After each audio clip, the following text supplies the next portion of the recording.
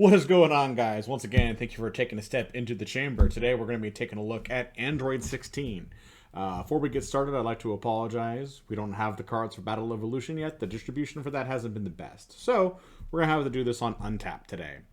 Android 16 is a leader that people hyped a little bit when it first came out, but has dropped off the map some as we've seen the rest of the cards for Battle Evolution, and now with Set 13 coming out. But I think that this is a very underrated deck, and today we're going to be looking at the leader and a sample deck list that you can see in front of you and why we've chosen the cards we've chosen and kind of how to play the deck, the same way we usually do in our typical style.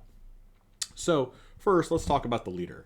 There's a lot going on to talk about the Android 16 leader. He's riddled with text. So on both sides, he has a permanent that says that you ignore the energy exhaust on any of your blue-green multicolor Android 16s that have a rival. And there are two of those, and we run a play set of each. So right off the bat, you have 8 multicolor sort of check lands in this deck.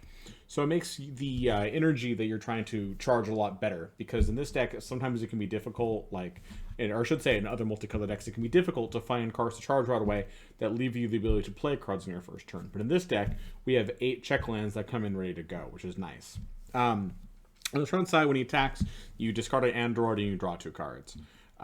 We run a bunch of androids in here, and we usually want to dump a multicolor android, ideally, which is why we have so many blue-green multicolor androids. When either you're 4 or less, or you and your opponent combined have 5 or more energy, which is actually pretty easy to set up in this deck, especially if you're going second. You can draw 1 and untap 1, and then set yourselves to 5 life. And once he awakens, turns into the Android 16 Bottomless Inferno. So as I said, he keeps the permanent where you're able to charge your multicolor cards in active mode, as long as they're Arrival 16s. But he gets a second permanent that says you can play Arrival 16s from your energy area. And that's really powerful in conjunction with the rest of his effects, because he also has an auto that says when you play an Arrival 16 from your energy area, you get your ramp a card. Which really ends up breaking even because you're also playing a 16 from your energy area. This just makes it so you don't actually lose energy while you're playing from your drop. While you're playing from energy. He also has a activate battle, and this is one of the best parts about him, where you can combo with a blue or green android from your drop area. So we run a variety of blue-green multicolor androids that are all 10Ks. So you basically have a free 10K on a stick, and you can push it a step further and use that to make your rivals free. So how you use his activate battle is really important. And before we go on, it's important to talk about probably the biggest downside to 16, which is that you stop drawing cards on his awakened side. This is sort of not true, because every time you arrival from your energy, you're still effectively getting a piece of card advantage. The difference is that it's going into your energy instead of your hand. And that's not ideal, but you still are getting a form of plus out of it. The trickier part about this is you just don't see quite as many cards in this deck as you do with a lot of other leaders that keep drawing throughout the game. So we run some cards in here to kind of circumvent that. But with that all said, let's get to it. Let's get this out the way with our first card, Android 16, Steadfast Comeback. So, Comeback is your kind of like lower to the ground arrival target. It's a 20k dual attack. He's also block and revenge, so you can attack with him once and then he'll still be around to block something on your own turn, or you can just cash him in for 2 swings. That depends on the board state. He arrivals for just 2 energy, 1 blue, 1 green, and he has an auto that when he gets comboed from your hand, only from your hand, or if you play him, usually from your energy area, your opponent has to discard a card, or you can optionally put a 1-drop android from your deck into your drop area. There might be some builds that can take advantage of this, depending on what we're talking about. This is useful in Android 21, since it can... Oh my god. Okay, I'm back. Sorry about that, folks. We'll make sure to keep the game open this time. So, as I was saying, this card has some use in Android 21 as well, because you can use it to grab out the Android 16 1-drop, called like In His Mother's Aid, something like that you basically like turn off your opponent's clone tokens. So in Android 21, this card can search, it's some support for 21, which is kind of cool. But other than that, we don't really use his ability to bin a 1-drop. We basically only use him just to make our opponent discard a card. Moving on to our other Android 16, we also run 4 copies of Steadfast Ally along with Steadfast Comeback. So Ally is a little pricey at 4 energy. Also rivals, you know, with a blue, green, double blue, double green. He has a 25 double strike though, so he's a decent body. And he has 2 autos. The first one, when he swings, your opponent discards a card. Nice and simple. You can see there's a bit of like a hand control like sub theme here. You don't go full on hand control, but you do enough to like poke and prod at your opponent's hand where it'll really add up over the course of a game. But the main reason he's in here is because when you play him, you get to look through your deck and find a Android 21 that costs 5 or less, and then put that Android 21 in your hand, and then play the Android 21 that you put in your hand. And it's kind of like a weird cycle, but it does that specifically because a lot of 21s will say they do things when they play from your hand, so it's written in this way so they still trigger.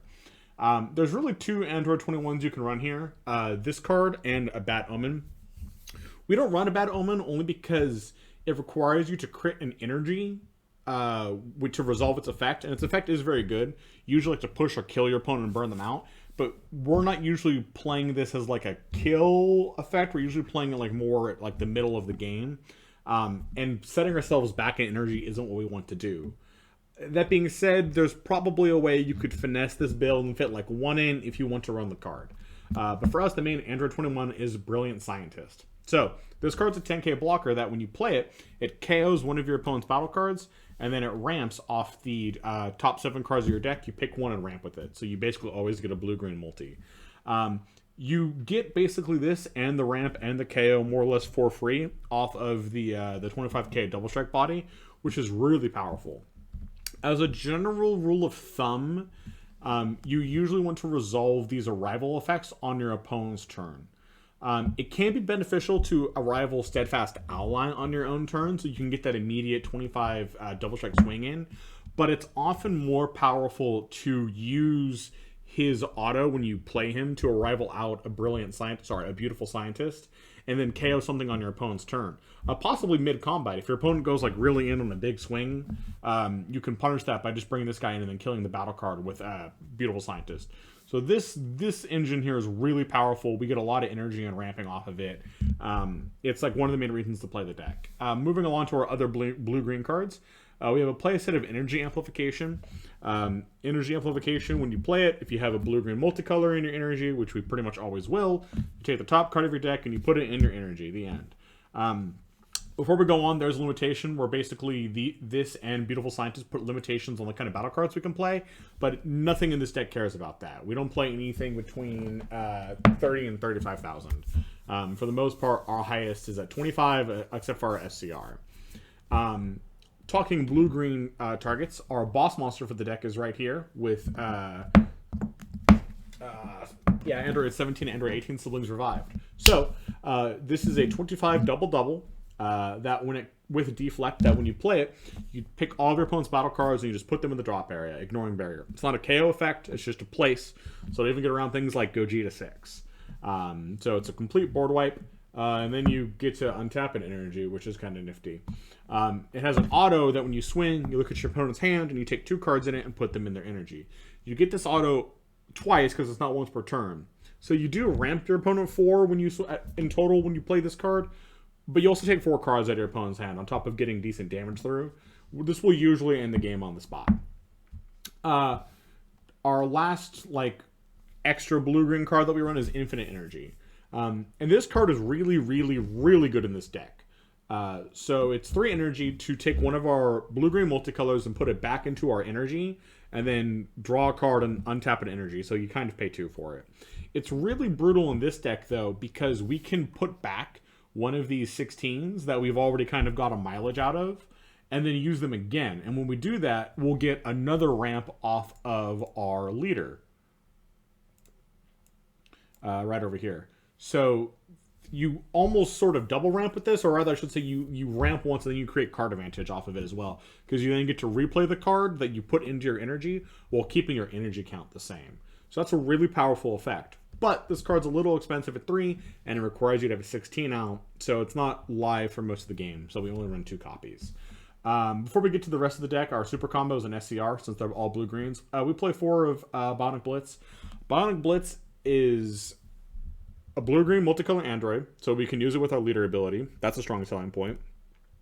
It has a really good interaction with Speedy Substitution and Xeno, which we'll get to later. And then it pushes our kind of hand control style advantage game a little bit further.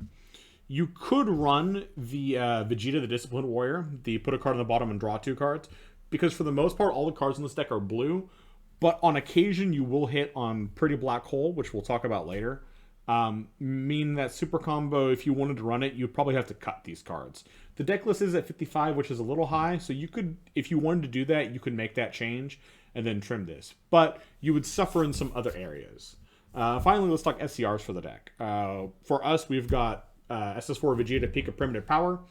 This card, honestly, you could swap it out with Baby Hashiak if you really wanted to. They're both very good SCRs. He's a 40k triple strike, dual attack critical on your own turn, and he's a basically remove any battle card you want and ramp twice on your opponent's turn. Both of these effects are very powerful for even though he's an SCR. We run him over Hatch because he has a couple of fringe interactions with the rest of this deck that make him better than Hatch. And they both revolve around Xeno. So we're actually going to skip over a lot of this stuff here and talk about Xeno. And we're going to talk about Xeno extensively because there's a lot to digest here. Because Xeno seems like at first like a weird choice to include in a ramp deck where you're trying to put cards back into your energy, because once you use Xeno's +2, you can't put cards in your energy for the rest of the turn. And there are some times where you have to sequence very carefully with this deck, or else it will come back to bite you. So let's briefly go over what Xeno does first. So he comes up for 2 energy. He's got a +2. You take the top card of your deck, put it in your energy. You can't put cards in your energy for the rest of the turn.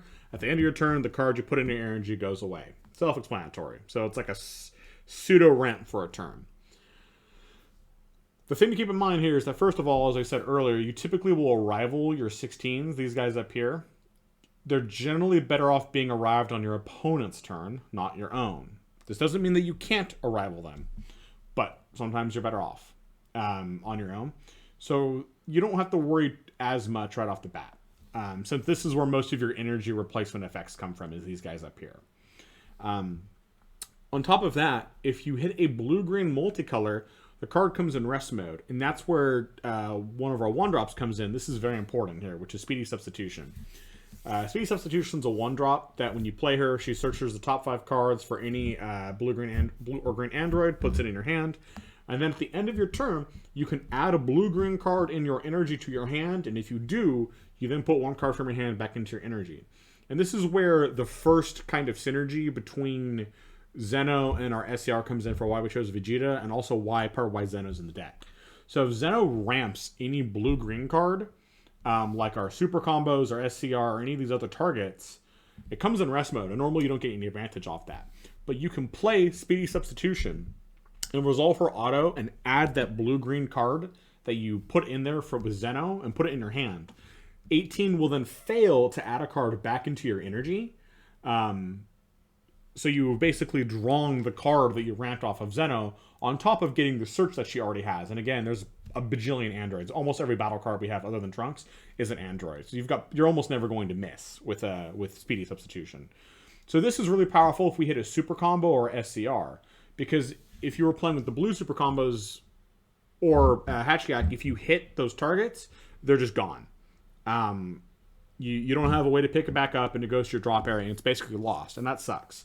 But in this deck, if we hit a super combo or SCR, we can play a Speedy Substitution and recover that SCR super combo and hold on to it, which is really cool. The other thing is that if we resolve the -5 on Xeno, which we actually can, that's like a possibility. We kind of keep our board a little on the light side, and he does ramp up a lot, and we are playing a longer game with this deck. So his -5 to reset the board is actually very threatening. This is the other thing that's kind of cool about this SCR, is in this deck, you can actually get to 5 energy way before turn 5. Usually you're at 5 energy on turn 3 or turn 4, and you end the game at 8. So, with Hatchiak, once you resolve Hatchiak, if he leaves the board, he gets removed from the game. In this deck, if you use Xeno's -5, you'll just recover this card. And if you find it again later, you can actually hit somebody with this 2 times in a game. That's not super likely to come up, but it is another thing on top of like him getting hit, just being putting your energy with Xeno, for why we pick him over Hatchiyak. Moving through, we of course run 4 copies of Godzilla Trunks. It's just an excellent card.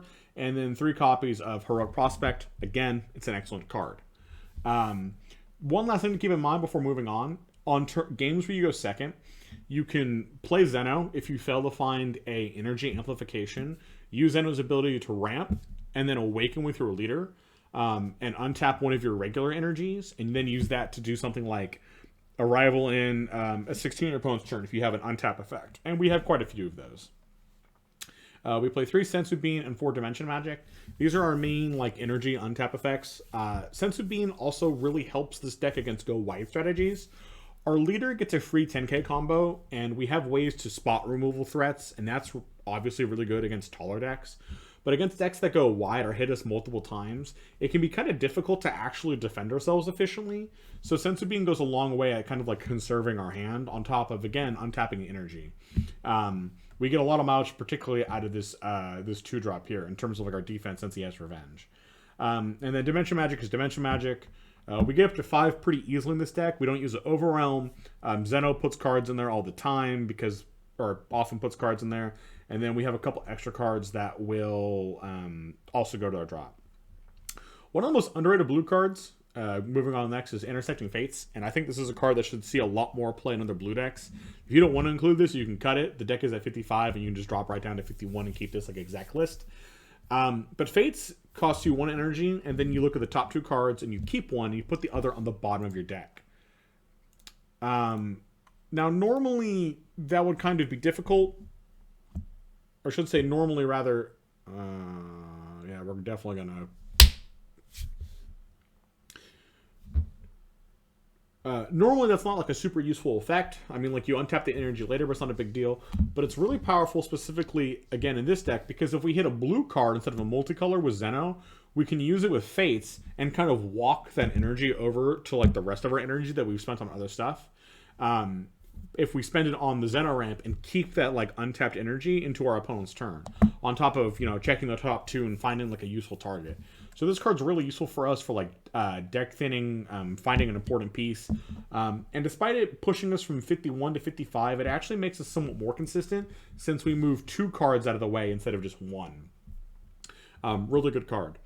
Now, to bump up our Android count a bit, and give us something to do with our energy on our own turn in the middle turns of the game, other than possibly like playing an arrival, we run 3 copies of Android 18 Never Ending Energy. Sometimes you'll have a lot of energy in this deck in like the middle turns, and you want to spend most of it on your opponent's turn, but you're kind of looking at the math or what you're going to do, and you have some energy left over. 18's a great dump, because all she does is just draw you 2 cards and gives you an okay body. And again, this leader doesn't actually draw. He creates card advantage in other ways, but he doesn't actually draw. So 18 is just like another way to help solve like that low card advantage problem. And then our only mono green card in the deck is a Pretty Black Hole. So Pretty Black Hole is an extra negate for us that allows us to kind of double dip and get some mileage out of our arrival targets. The actual energy costs on these cards are 6 and 7. They're pretty pricey in terms of like actual straight energy costs. Which means a Pretty Black Hole, we can kill one of them if they've already kind of like done their thing or gone their value for us, and use it to either like remove a bunch of tokens plus a big threat or 2, kill a lot of like 2 or 3 middle range cards. It's just good, clean, efficient removal for us. And occasionally we just need to get a little bit more green in our energy, because we obviously have way more blue cards than we have green cards than our multis, and occasionally it can be a little hard to get double greens if things aren't quite working out for us. So it also boosts our count up there. Again, talking changes you might want to do for the deck if you want to swap out these super combos. You should probably just cut this card, but that will affect your ability to remove threats, because now you're in like a more mono blue territory and you lose some useful KO effects. But that's it for the deck profile. This deck isn't top tier. You're probably not going to see it like running around being like a super meta powerhouse. But it's definitely going to be a deck you should like at least respect and keep on your radar. And if you want to play ramp, this is probably the way to do it moving forward. It is a very good deck. It's got really, really good grind potential because of all like the free combos and playing from energy. It can be actually kind of hard to push through damage on like a lot of slower decks are going to really struggle with it. And you go over the top of a lot of other strategies. It's totally beatable, but it deserves a little bit more love and attention than people are paying it. If you enjoyed this deck profile, check out our other videos. We're going to be working on giving you guys lots of like, really high quality content. We finally have everything up and running. We can do all sorts of stuff. So please consider giving us a subscribe. Check us out. And once again, guys, thanks for entering the chamber. We'll catch you in the next one.